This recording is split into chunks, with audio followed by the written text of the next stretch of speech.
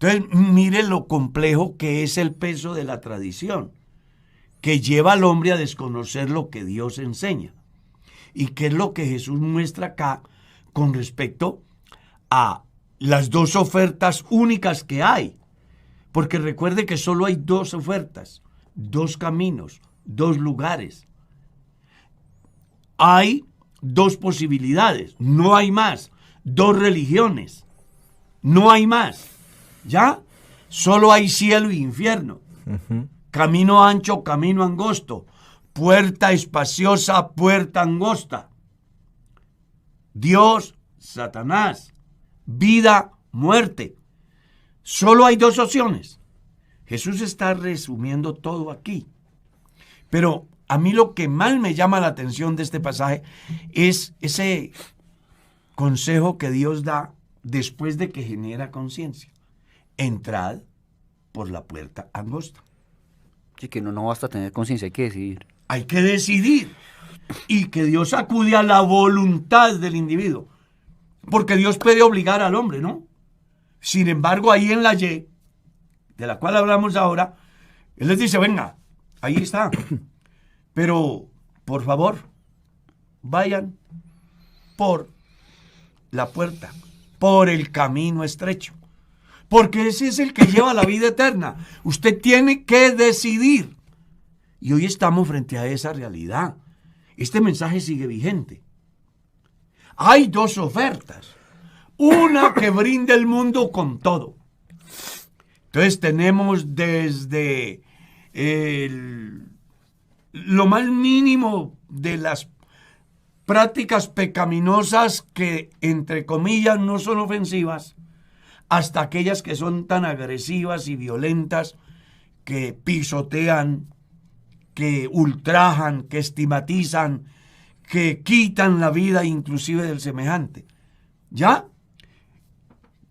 Y la otra, que es la que Jesús plantea. Pero lo interesante de todo esto es el fin de ambos. Porque según dice aquí, hay uno que, como dijimos ya, el hombre va con todo, pero el fin es la muerte. Hay otro que el fin es la vida. Y usted está llamado a tomar una decisión. Y esa decisión es la que todos los seres humanos hoy debemos de tomar. Y liberarnos de tanto prejuicio de la tradición, más allá de que aparentemente llenen nuestras expectativas en el campo litúrgico, por ejemplo, ¿verdad? Uh-huh. Porque ese fue el fenómeno que se dio en la iglesia dispersa, a la cual el escritor a los hebreos le hace la carta y Pedro no se queda atrás y Santiago lo refuerza. Ellos, al sentirse dispersos, reuniéndose en lugares no apropiados, acordándose de la pompa y la liturgia del templo, y ahora bajo techos de Parot, por ejemplo, haciendo un culto totalmente diferente, sin la extravagancia o la opulencia de la vestimenta sacerdotal y todo lo que representaba el culto para mitigar la ira de Dios en esa cultura, comparada con la persecución, el escenario donde se reunían, los desmotiva.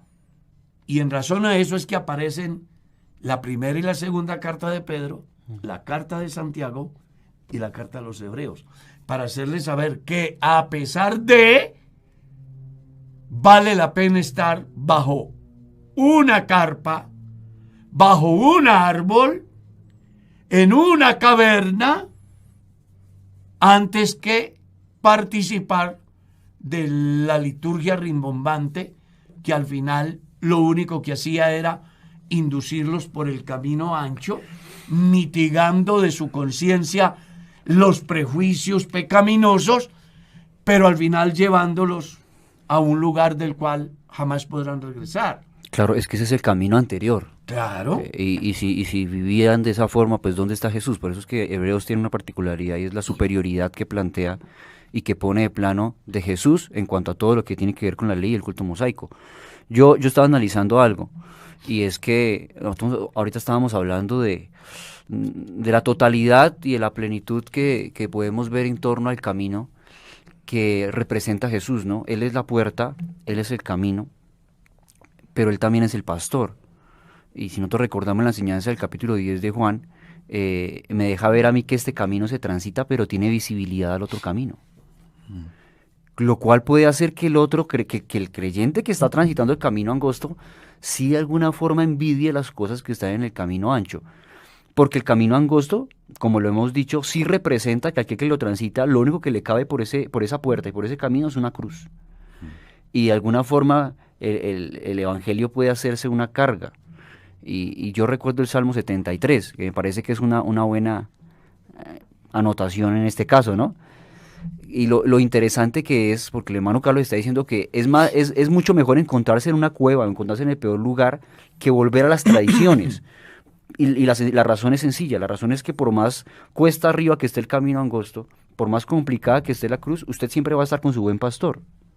Y él va adelante. Y él va adelante. Eso Los que es van mayor por que el todo. camino ancho no lleva quien los guíe, van por sus propios medios. Van según sus propios deseos. Claro, entonces, ¿dónde viene el Salmo 73? Que eso es lo que yo quería ver, que me acordaba de Asaf, ¿no? Asaf ve aquel que transita el otro camino, el ancho, ¿no? Podríamos hablarlo en estos términos. Y dice, venga, y yo soy hijo de Dios, y yo me enfermo, y ahí me pasa de todo. En cambio va hace lo bien, malo. se le salen los ojos de gordura, Claro. Va bien, y dice, en cuanto a mí No por sufre poco, dolores como los Claro. demás mortales. como los mortales, dice así, Dice, ¿no? no, me encanta lo que dice. Pone cuidado lo que él dice. Él dice, en vano he He limpiado mi corazón. Sí, señor. Y he lavado mis manos en inocencia. O sea, él está en la Y. Dice, no vale la pena andar este No camino. vale la pena seguir por acá porque aquí, por donde meto la cabeza, es una carga, es un suplicio, es una renuncia y las cosas no me funcionan. Que más o menos era lo que pensaban los dispersos en el Ponto, Galacia, Capadocia y Bitinia, según 1 de Pedro capítulo señor. 1. Entonces él dice, venga, este trajinar por aquí es complejo, pero aquellos que van por el otro van con todo, tienen todo, no tienen penalidades, no sufren, se les esconden los ojos a causa de los cachetes salidos. O sea, él compara y de un momento cree que es mejor por allá. Pero qué tremenda reacción tiene cuando entra a la presencia de Dios. Ujú. Por poco se deslizaron mis pasos sobre el Claro, badar de él mis se pies. vio a punto de renunciar para irse pero una vez entrando al santuario de mi Dios, entendí El final. ¿Qué es lo que la gente hoy tiene que entender? Vivo una vida libertina, hago lo que quiero, vivo como quiero. Sí, nadie me gobierna, soy autor. Y además las políticas de Estado hoy, ¿no? El libre desarrollo a la personalidad. Usted no puede ser cohibido. La puerta ancha. Haga lo que quiera. Haga lo que quiera. Es más, Salomón da una enseñanza interesante en el capítulo 11, ¿no? Sí, El verso señor. 9. Sí, señor. Alégrate, joven, en tu juventud y tome placer tu corazón y ande ande en la vista de tus ojos. Hasta ahí parece que Salomón es progresista. ¿Verdad? Sí, porque si la gente lee hasta ahí nomás, dice, venga, el sabio lo dijo. No, lo más Hace triste falta es que, leer de ahí para allá. claro, lo más triste es que algunos se quedan con esa parte de la verdad, ¿no? Claro. Pero mire cómo concluye Salomón diciendo, pero, hago un alto. El sábado está dando una conferencia a un grupo muy interesante a las 9 de la mañana. Y les planteaba eso. Ustedes pueden hacer lo que quieran. Mire lo que dice Salomón. El problema es que ustedes solo leen hasta acá, pero no han leído la segunda parte del texto. Pero sabe que de todas estas cosas te juzgará Dios. Entonces aquí las personas tienen que hacer un alto y no dejarse llevar de sus propias emociones, no dejarse llevar de sus propios deseos, sin tener una brújula que los guíe. Pero el que va por el camino angosto sí tiene quien le guíe. A diferencia del pastor occidental, ha visto los dos ejemplos. Cómo pastorea el pastor occidental y cómo pastorea el pastor del oriente. El pastor del oriente va adelante. El pastor de occidente arrea las ovejas. Y eso es lo que hacen aquí. La religión arrea las ovejas. Pero el buen pastor va adelante de las ovejas. Las ovejas oyen su voz. Y lo siguen. Y lo siguen. Y eso es lo que hace que a pesar de y por encima de los señores de Hebreos 11, que son comparados con los cristianos del Nuevo Testamento, porque los mártires del capítulo 11, los héroes de la fe, no tienen nada que ver con la gente salva en el Nuevo Testamento. No, fueron los héroes de la fe en el Antiguo Testamento, a los cuales acude el escritor a los Hebreos para incentivar a la iglesia en el sentido de que si aquellos lo lograron, cuánto más ellos ahora que tienen al buen pastor que va adelante. Por eso es que concluye muy interesante, teniendo en derredor nuestro tan grande nube de testigos. Despojémonos de todo peso y del pecado. Que son dos cosas. De todo peso y del pecado que nos asedia. Y corramos con paciencia la carrera que tenemos por delante, puesto los ojos en Jesús, porque Él es el buen pastor que siempre va adelante. Entonces, es muy importante hoy, supremamente importante, que los cristianos dejen de estar mirando todo lo que está ofreciendo el mundo. Y más bien miremos a Jesús, que es la puerta, que es el camino y que además va delante de vosotros. Porque ese fue el mensaje de la resurrección, ¿recuerda? Id, decid que Él va delante de vosotros. Así que hoy no podemos decir otra cosa diferente que si usted quiere ser salvo, tiene una sola oportunidad y es Jesús. No hay otra posibilidad. Ni las justicias personales, ni los esfuerzos personales, ni pagar su salvación, ni comprar a Dios con siembras, ni pensar de que después de que se muera pagan por usted o que usted paga con fuego en un presunto lugar. Olvídalo. Solo hay un camino. Se llama Jesús. Y hablando de camino, dice Isaías: buscad a Jehová mientras puede ser hallado, llamadle en tanto que está cercano.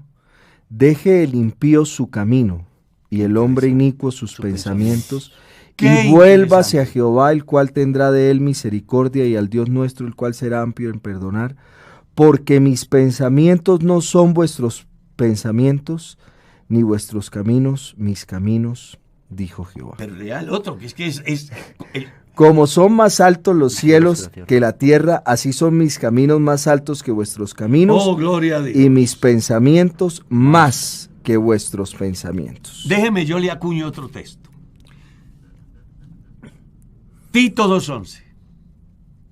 La gracia de Dios se ha manifestado para salvación a todos los hombres. Pero hay una enseñanza. Enseñamos. Que tienen que renunciar. Aquí dice, dejen. Pablo le dice a Timoteo que renuncie. Y eso es lo que hay que hacer cuando llegamos a los pies de Jesús. Él es la puerta. Cuando llegamos ahí con todo ese viaje, entonces queremos descansar.